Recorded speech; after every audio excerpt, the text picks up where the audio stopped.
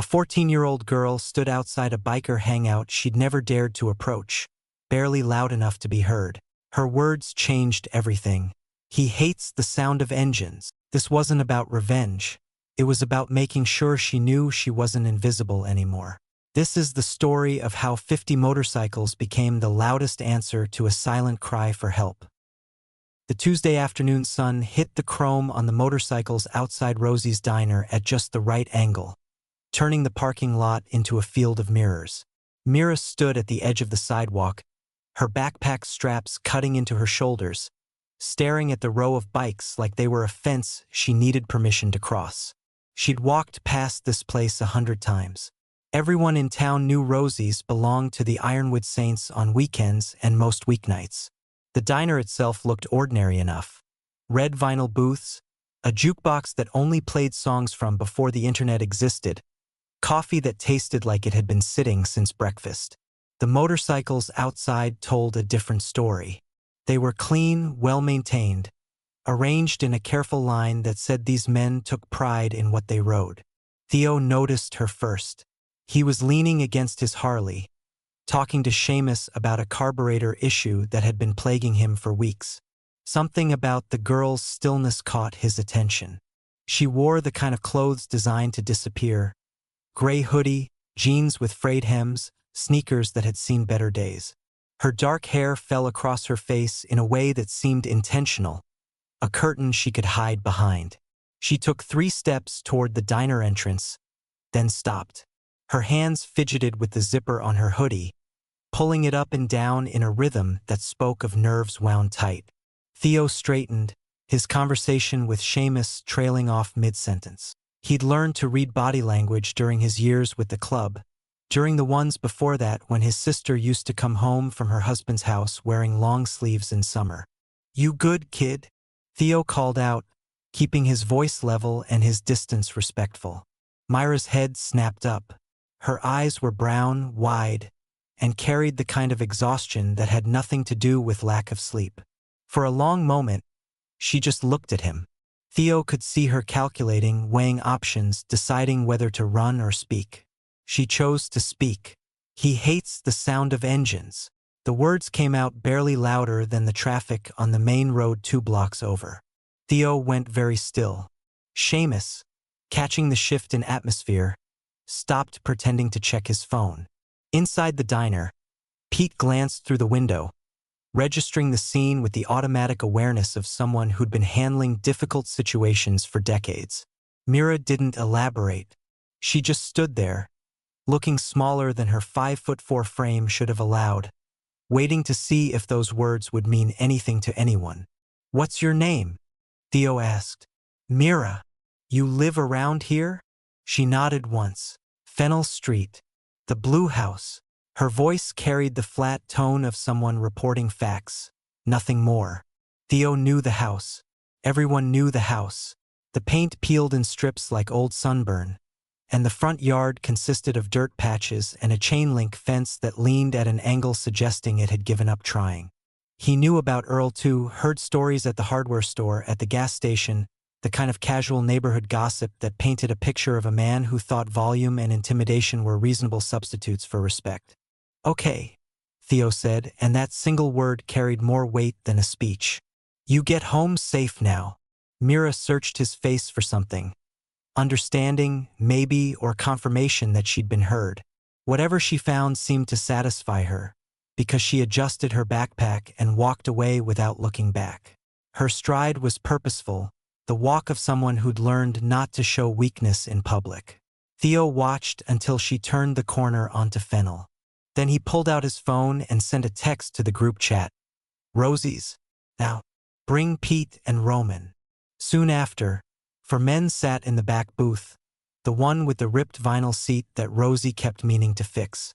Theo laid out what had happened with the kind of economy that comes from military training. He didn't embellish. "Earl Hutchins," Pete said, stirring sugar into coffee he wouldn't drink. "Used to work at the bottling plant before he got into it with a supervisor. Janelle's his wife, stepdaughter's the kid you just talked to. Janelle and I went to school together, back when she smiled more." He threw a shovel at Tommy's kid last year, Seamus added.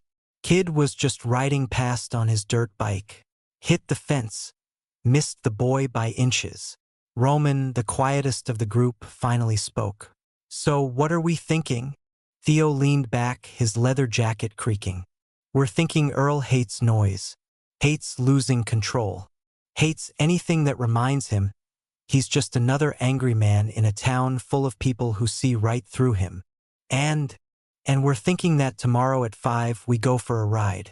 Down Fennel Street. Nice and loud. Nice and legal. Just a bunch of guys heading home from a long day. Pete's weathered face split into something that wasn't quite a smile. Scenic route. Exactly. The Ironwood Saints had never been the kind of club that looked for trouble, but they'd also never been the kind to pretend they didn't see it when it showed up asking for help in a quiet voice outside their favorite diner. Theo pulled out his phone again and started making calls. By the time the sun set over Rosie's, 50 riders had confirmed for tomorrow's evening ride. Same time, same route, every day until further notice. No one asked why. They'd all known a Mira. They'd all failed someone once. This time, they'd make sure the sound of their engines said what words sometimes couldn't. You're not facing this alone. The first ride happened late Wednesday afternoon, when the sun hung low enough to paint Fennel Street in shades of amber and gold. 50 motorcycles assembled 3 blocks away in the empty lot behind the old textile mill, engines idling in a low rumble that vibrated through the cracked asphalt. Theo checked his watch, then raised his hand. The gesture was simple, military clean. The riders formed up in a loose column, 2 by 2, with the more experienced members bracketing the formation. They pulled onto Fennel Street at a steady 25 miles per hour, exactly the speed limit. The sound hit like a physical wall. 50 engines, each with its own voice, merged into a symphony of mechanical thunder that bounced off houses and rattled windows in their frames. The sound was undeniable, filling every corner of the street. Mrs. Norman stepped onto her porch first, her 4-year-old grandson clinging to her leg. The boy's eyes went wide as headlights approached, as chrome caught the dying sunlight and threw it back in brilliant flashes. He pointed and laughed, the pure delight of a child seeing something magnificent. 2 doors down, Mr. Fletcher wheeled himself to the edge of his driveway. He'd flown helicopters in Vietnam, and the sound of engines still meant something to him. He raised his hand in a slow salute as the bikes passed, his weathered face set in lines of understanding. Some messages transcended language. At the Blue House, Earl's face appeared at the window. His expression cycled through confusion, then anger, then something closer to disbelief. He yanked the front door open and stood on the porch, his hands balled into fists at his sides. His mouth moved, shouting words that dissolved completely in the roar of passing motorcycles. Mira watched from the side window of her bedroom, half hidden behind faded curtains. Her fingers pressed against the glass, leaving small prints in the dust. Her breathing changed, steadied, synced somehow with the rhythm of the engines passing below. The convoy circled the block once, then scattered into the evening, heading toward homes and garages across town. The whole thing lasted maybe 4 minutes. The silence that followed felt heavier than the noise had been. Inside the Blue House, a door slammed hard enough to shake the walls. Thursday's ride brought more spectators. The Martinez kids dragged lawn chairs to the curb, turning the event into entertainment. Their mother brought out popsicles, red and purple staining small fingers as they waved at the passing riders.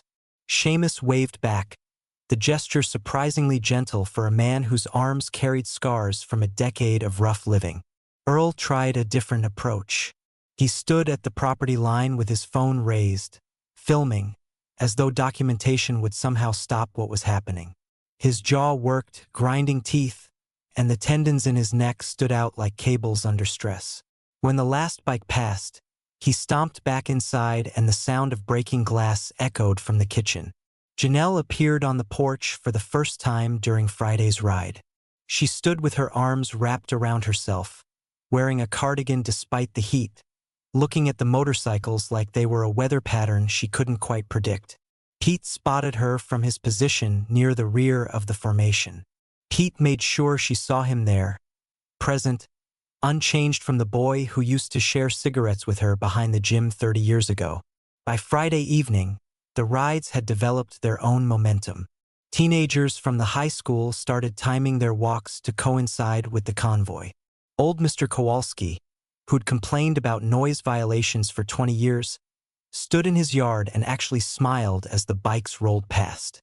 The sound had become part of the neighborhood's heartbeat, expected and strangely comforting.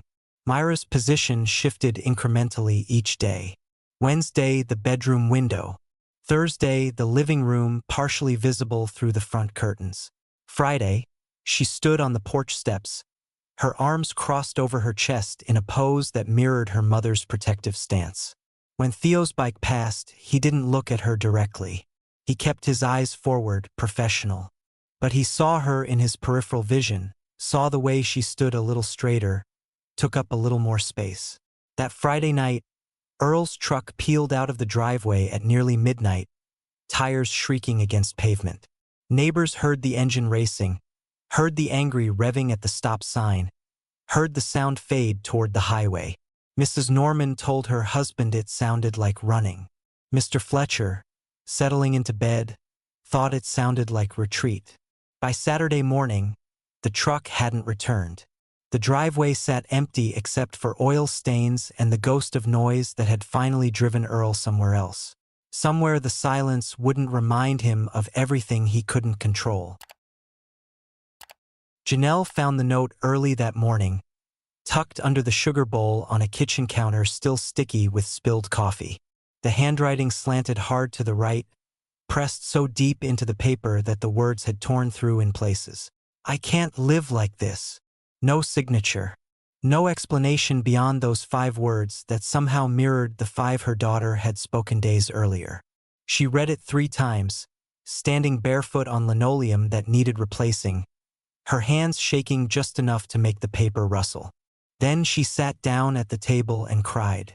The tears came from a place she'd locked away years ago, when crying had seemed like weakness Earl could exploit. Now they felt like pressure releasing from a valve wound too tight for too long. Mira appeared in the doorway, already dressed for the day in clothes that actually fit her properly for once. The empty driveway had told that story already. She crossed the kitchen and wrapped her arms around her mother's shoulders, resting her chin on top of Janelle's head, in a role reversal that felt both strange and necessary. We should open the windows, Mira said after a while. They moved through the house together, unlocking latches that had been painted shut, wrestling with frames swollen from humidity and neglect.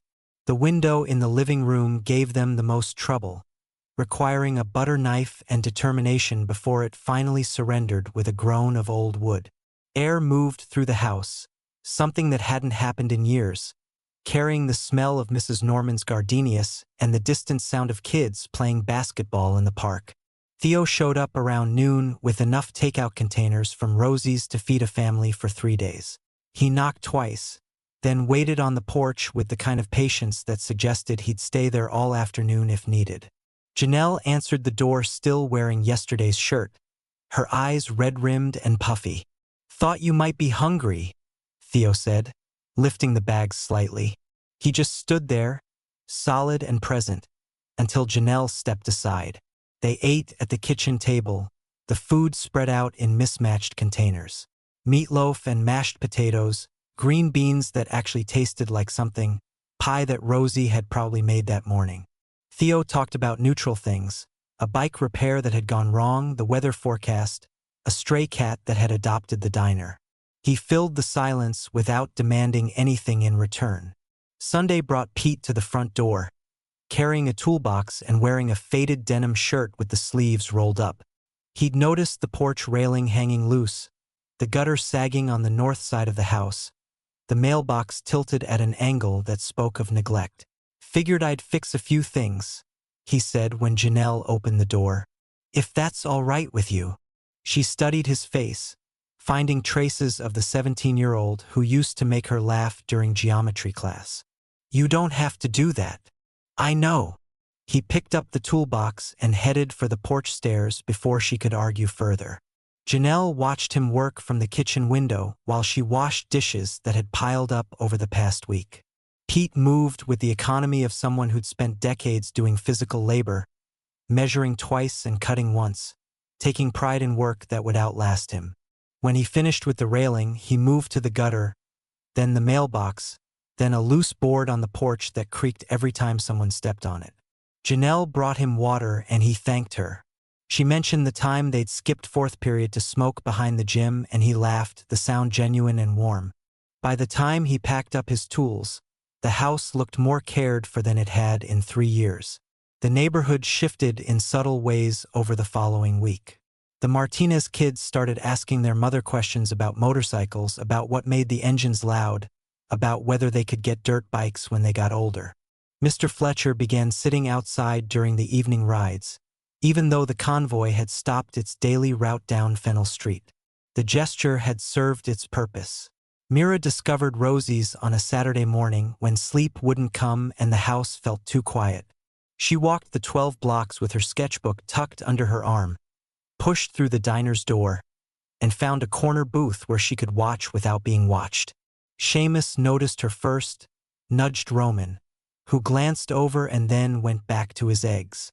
Theo spotted her 10 minutes later and brought over a hot chocolate he hadn't been asked to make. He set it down without comment, just a brief nod that acknowledged her presence. She stayed through the morning rush that first day, sketching the motorcycles she'd seen during the rides. The curves of fuel tanks, the shine of chrome pipes, the way exhaust systems wrapped around engines like metal vines. The drawings were artistic rather than technical, capturing the beauty she saw in the machines without understanding yet what made them work. Seamus wandered over eventually, looked at her drawings, and started explaining the mechanics she'd gotten wrong. His corrections were gentle, informative, delivered between bites of toast. "That's a nice line," Seamus said, pointing at her sketch of an exhaust pipe. "You've got an eye for the shape of things. Ever thought about learning what's happening inside all that chrome?" Mira looked up from her drawing. "What do you mean?"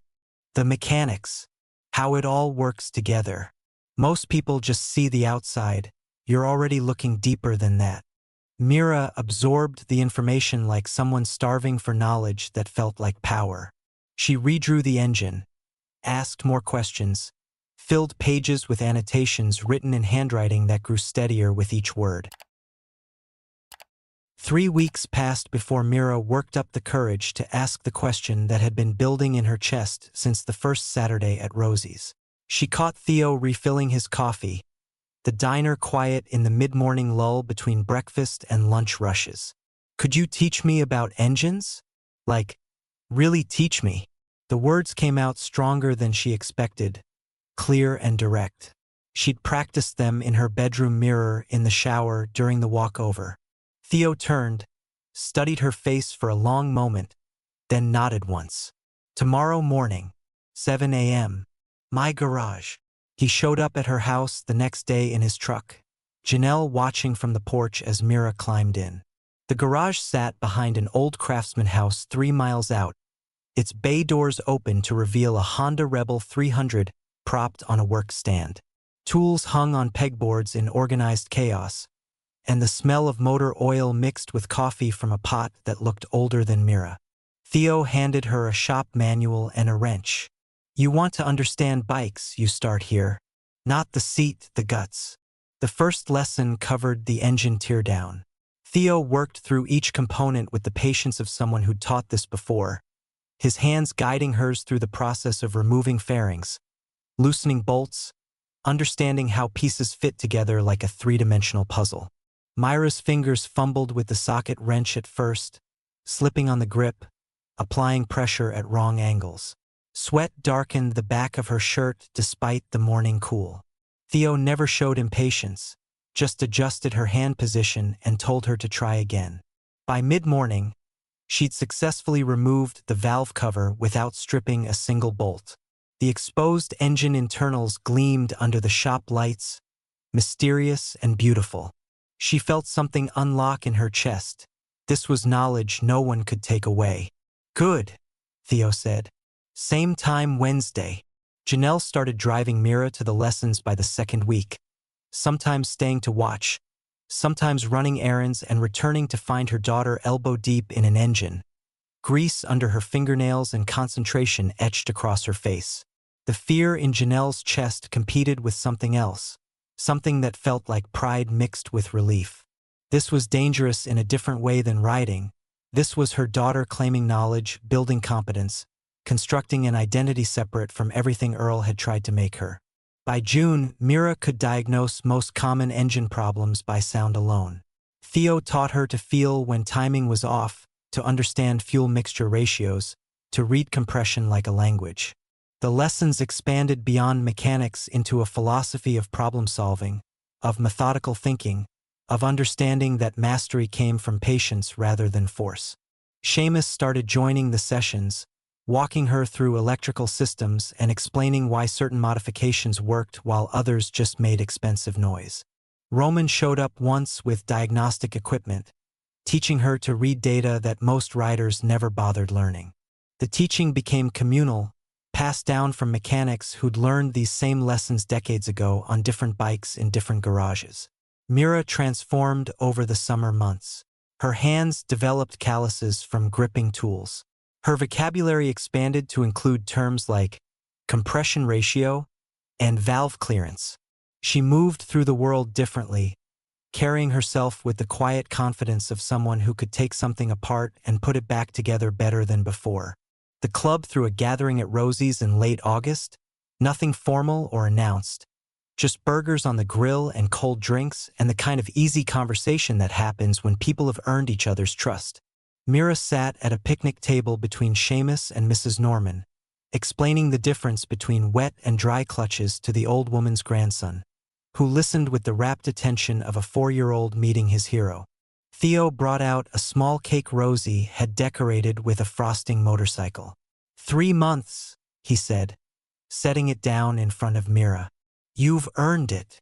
She didn't know what to say, so she just cut the cake and passed out pieces to everyone gathered.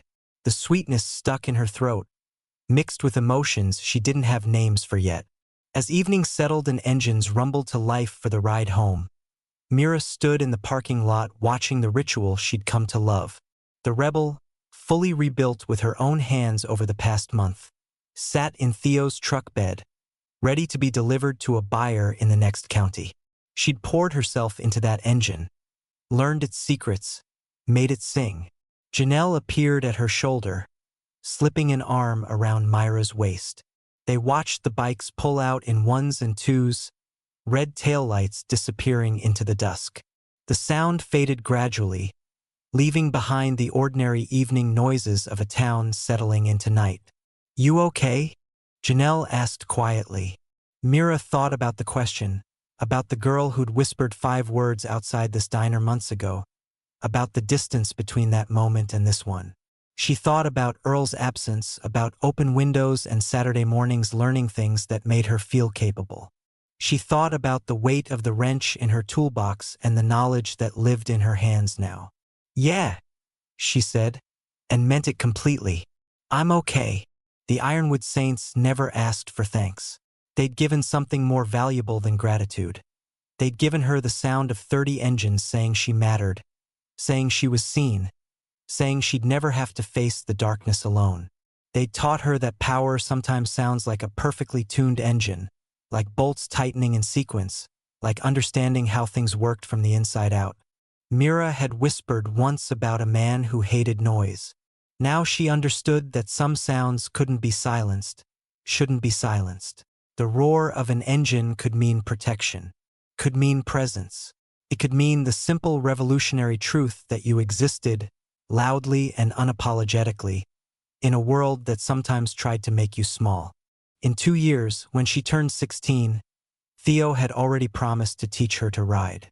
But that didn't matter right now.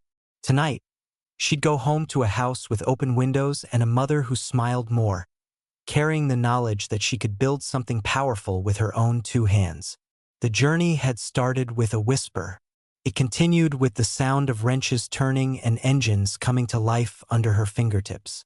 Tonight, she'd go home to a house with open windows and a mother who smiled more.